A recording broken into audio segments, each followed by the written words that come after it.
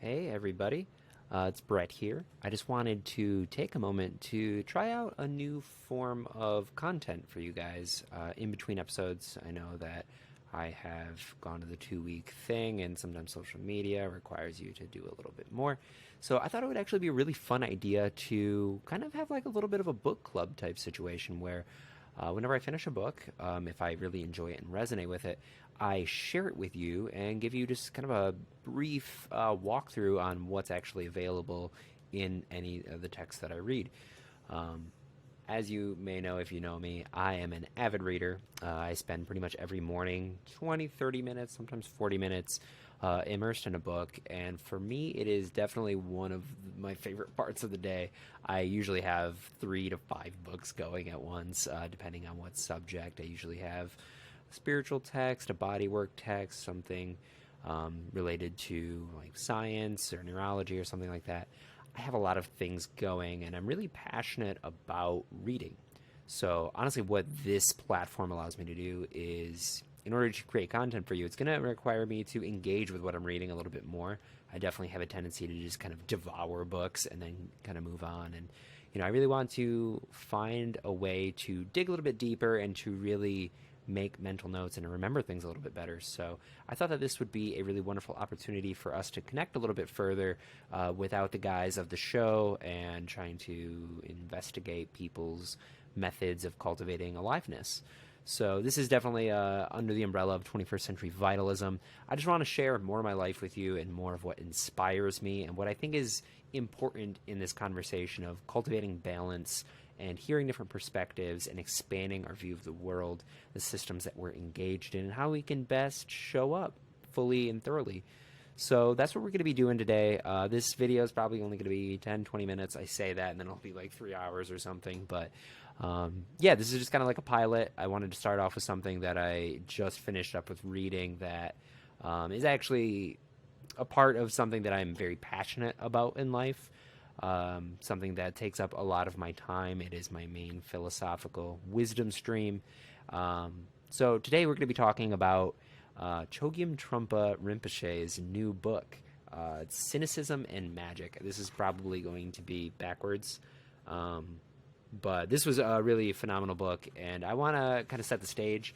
A lot of you probably don't know who Chogyam Trungpa is or why this is amazing that this came out.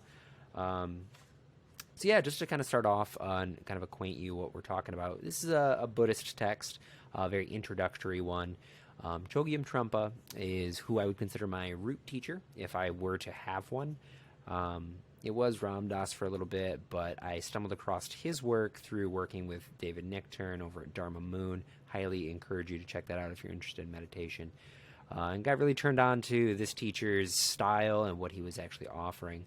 So Chogyam Trungpa was a Tibetan Lama who he came out of Tibet. It was back in the 50s. He grew up essentially in a monastery practicing until he was like in his 20s. And as if you know anything about the political history of that region, China ended up invading Tibet back in the 50s.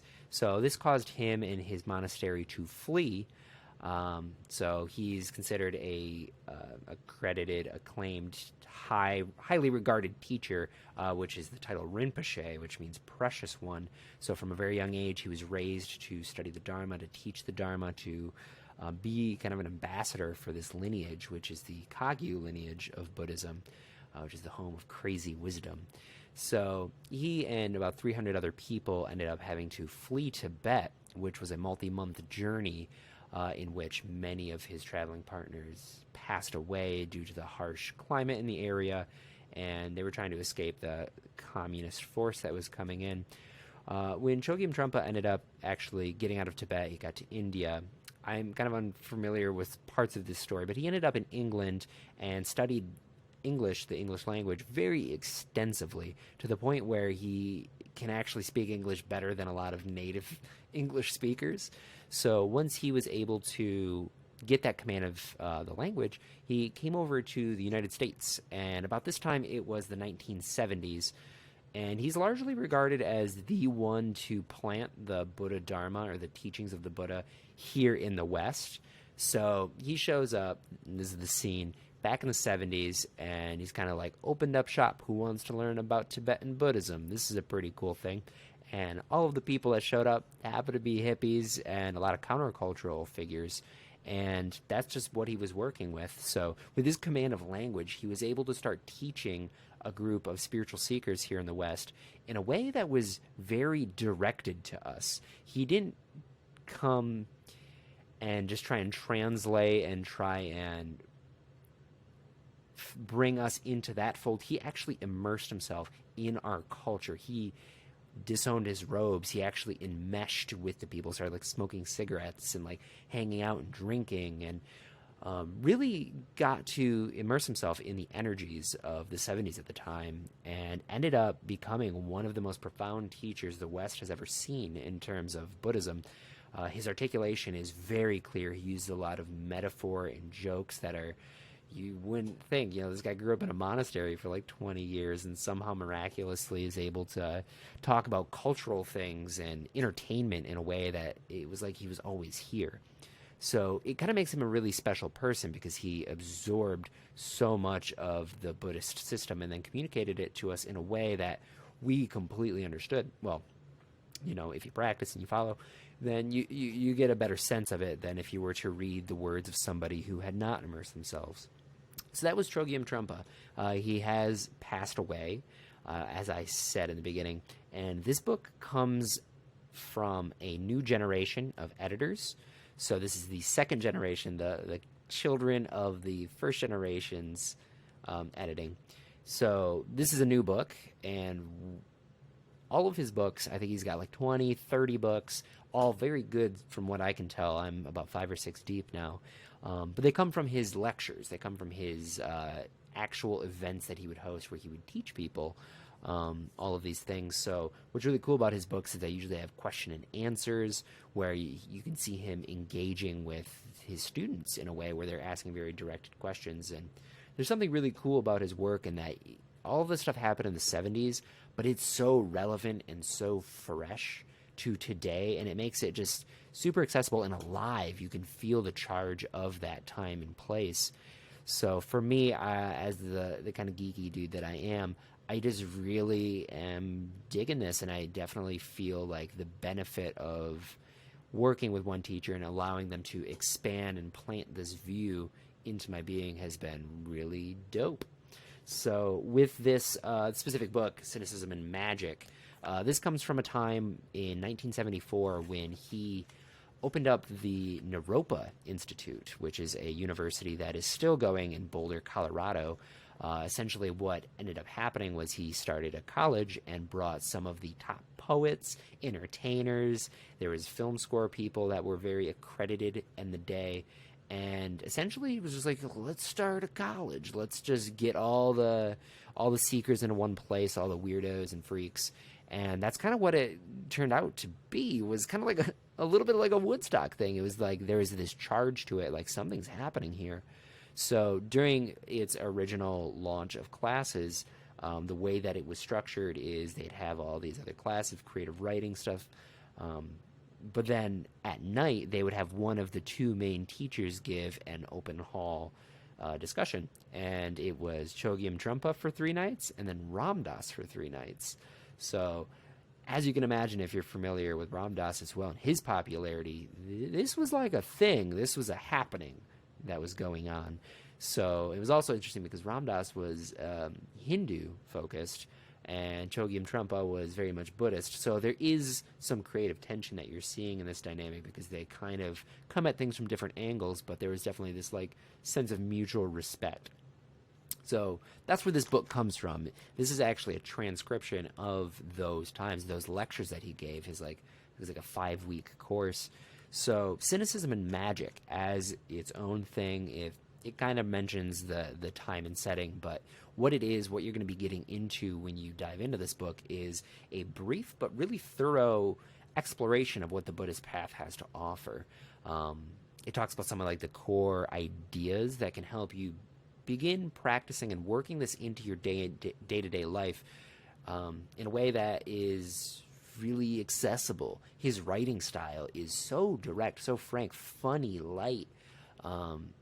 and it's easy to understand in a way that I think a lot of meditation-based texts can be really abstract and kind of leave you like a little unsure. It felt like his talks he knew would be transcribed decades into the future. So what he's saying is so relevant to right now. So working through this book, I mean, the title is very provocative. It is Cynicism and Magic. So what that's referring to is it's kind of a journey from seeing where you are and getting into the full tantric situation of Buddhism. So the first chapter is on spiritual materialism, which, if you're familiar with his work, his probably most famous book was Cutting Through Spiritual Materialism. And we can get into a little bit on that because I think it's a really important topic. But he goes from spiritual materialism to the 3 marks of existence, which is a very popular Buddhist teaching on essentially just kind of like, as soon as existence happens, these are 3 things that are baked into it. And that's a really cool talk there. He talks about the Abhidharma, which is the Buddhist psychology of mind, how mind manifests, the moment-by-moment process in which ego perpetuates itself through time. He talks about renunciation, what that exactly means. He talks about karma. So karma is actually a much deeper teaching than what a lot of people assume. It's not as rudimentary as you do good, you get good, you do bad, you get bad. It's a lot deeper, and he actually has a very brilliant description of that process and how it relates to everything else that he's talked about. He talks about the Hinayana and the Mahayana Buddhist paths. So that's kind of like the vehicles that we practice. So Hinayana being the narrow path, which is kind of like focusing on your own meditation, your own self-liberation, understanding the roots of suffering. And then the Mahayana, which is where the bodhisattvas come from, if you're familiar at all. Essentially, it's saying, I'm not even going to focus on my liberation. My prime goal is to liberate all beings.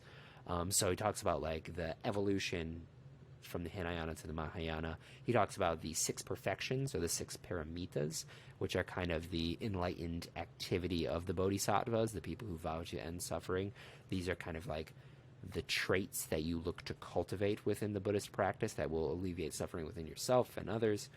He talks about the 4th moment, which I thought was a brilliant chapter, which is essentially acknowledging the Vipassana state, which is a style of meditation. It's an awareness meditation. So it's about being hyper-present to a degree where the 4th moment, he says, there's the past, present, and future, but present isn't really enough to talk about what being the direct immediacy of this moment encapsulates. So that 4th moment is that moment when you are fully, completely here. He talks about poetry and song and art and how we use that on the Buddhist path. He talks about freedom. Ultimately, like what is nirvana? What are we trying to do here? Do we even try it? Or how do you navigate that? And ultimately, he ends with the talk on magic. So this is the Vajrayana. We said the Hinayana, Mahayana. Vajrayana is the 3rd vehicle, which is the indestructible, and that's the Buddhist Tantra. That's working with the world of energy in a way where every single moment is an opportunity to express enlightened activity. So that's kind of like the briefest overview of the book. As I said, this is a really, really simple read. This is something that I think a lot of people could benefit from. If you consider yourself a spiritual person, if you've had any inclination like, Buddhism's kind of interesting, I don't really know anything about it, it's a little abstract, this is very kitchen sink level. Every chapter, every paragraph, really, you read, and then you have to stop and like think. That's what's really profound about Trungpa's writing style and his speaking style is it's very simple on one hand, but on the other hand, my teachers who I've been studying with, and they've been doing it for 50 years, they're reading through the text with us, and they're like, this is as fresh as it was 50 years ago. So what's really cool about this is you read it, and then you digest it for the next few months. And like, you practice, you meditate, and then you start experiencing what's happening. It's not enough to like logically have an experience of something, but you live through it, and then you reread it, and then you're like, I understand that on a completely different level than I did a couple months ago.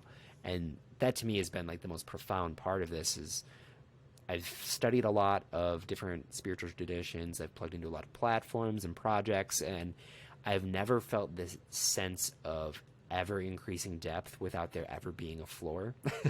Like every time I touch on this topic, I've read about the Abhidharma now from 3 or 4 different sources, and they're saying the same thing, it's outlining the same thing, but every time I read it, my intuitive experiential understanding of it is changing because I'm changing, life is changing.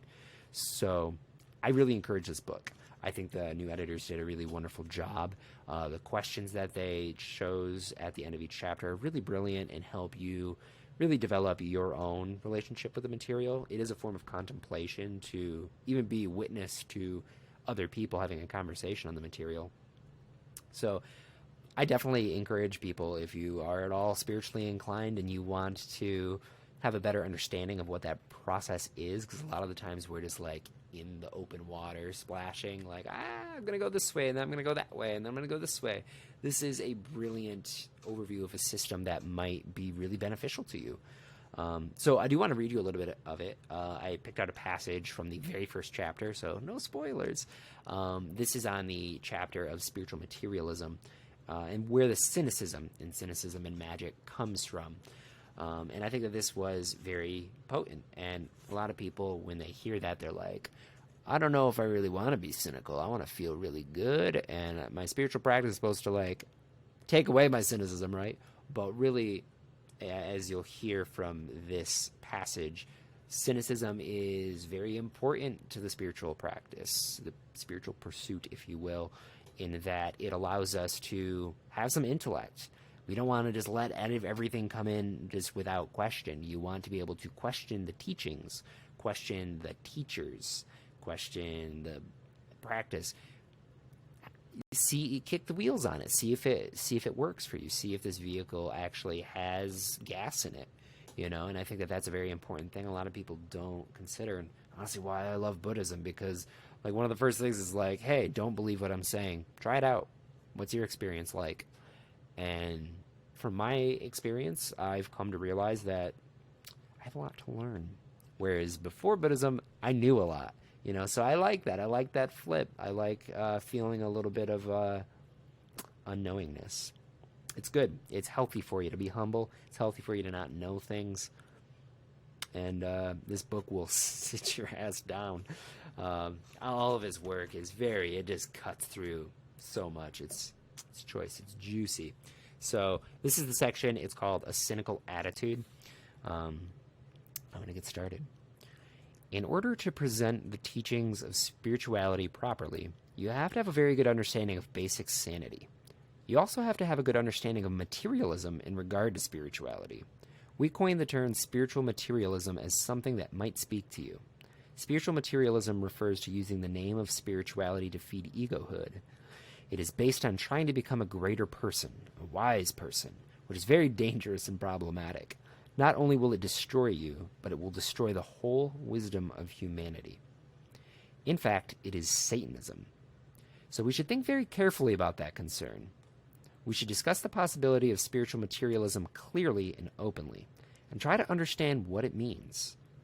I would like to devote the first stage of our discussion to this. We could intellectualize the whole thing, or we could identify it within ourselves. Both of those possibilities are open. We should not kid ourselves by saying that all we have to do is set off on the path. Now that we have boarded the airplane of Buddhism, let's turn on the engine. Let's fly. Let us make ourselves into a cosmic transcendental airline. Let everybody be the passenger. Let's fly above the sun and the moon and the universe. That is very easy to say, but not easy to do. Since everybody is sitting on the ground, nobody can get an inch off the ground, even if they want to, whether physically or spiritually. Absolutely not. Psychologically, you might think you're levitating, but that is another expression of the spiritual materialism. I am sorry to be so ordinary and down, but I think this approach is absolutely necessary. In order to begin a journey or take off from the ground, you have to understand where you are. If you want to fly in an airplane, you cannot just fly. You have to make money, and you have to think about how much it costs to buy a ticket. And that's not enough. You then have to go to the airport. You have to book your ticket. You have to find your flight number and which airline you are flying. Then you have to check your baggage and walk to the gate number, and you have to board the airplane. Then you also have to find your seat number. You have to sit down, and you have to fasten your seatbelt and put up your tray table and seat back. You have to go through all these formalities, otherwise you won't have a safe journey, as they say. Spiritual materialism is a self-oriented pursuit dedicated to ego and to becoming a greater and more powerful person. On one hand, you might think that by using mantras, chants, meditations of all kind, you're going to become a greater person, a greater personality who could tread on the path. On the other hand, you might think you could just chant mantras beautifully and not care about ego, as if you've never heard of such a thing. You could do that, but it would be spiritual materialism in that you are deceiving yourself. The basic idea of spiritual materialism from the point of view of ego is that you want to achieve a result. Because of practicing a certain way through cause and effect, you want to get what you want so you can use it. You might like to watch cop shows on TV. With spiritual materialism, you say, gee, I don't have to fantasize myself on television anymore. I could actually become the top cop. Maybe we've been watching too much television. So I think that that's a really good introduction to spiritual materialism, in that we use practices to actually strengthen our ego, and spirituality should be a dismantling process. And that's kind of what Buddhism is. It's Buddhism, awakeism is actually what it translates to, and it's about waking up to all the ways in which we deceive ourselves and build up ego rather than to really settle into the true nature of this moment. We have all these defense mechanisms that actually keep us from experiencing the very raw, direct magic that every ordinary situation presents. Just the fact that we're here engaging in this way is a form of magic, and waking up to that is really wonderful. I also want to say you don't have to be a Buddhist to enjoy this, to get something from this. No actually decent teacher is going to tell you that you have to do anything. Anybody who tells you you have to subscribe, you probably shouldn't listen to, and that's not the nature of this book, and that's always a big bonus. So that's Cynicism and Magic. I really suggest it. You can get it on pretty much everywhere. It's got a really cool cover that is reversed for you. I went through this in literally like 4 days maybe. This is good, and that's my problem, is I devour these things. Now I'm rereading it a little bit slower and more pointedly. It's great, guys. I really suggest it. If you like content like this, I'm going to keep on doing stuff like this. If not for you, then for me, because I like being able to think about these things a little bit more, to be able to talk about it, to share it.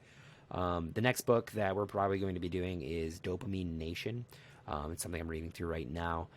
Like I said, I want to also focus on like health stuff, just because I think that, this is a robust platform. We got a big umbrella. We're talking about wellness. We got all the things. So let's dive into it. Let's read some books, and create more of a community, more of a conversation. I'd like to find other ways to engage with you. So thank you so much for your time. I know this was a little bit of a longer video. It wasn't 3 hours like I thought. So be well, y'all.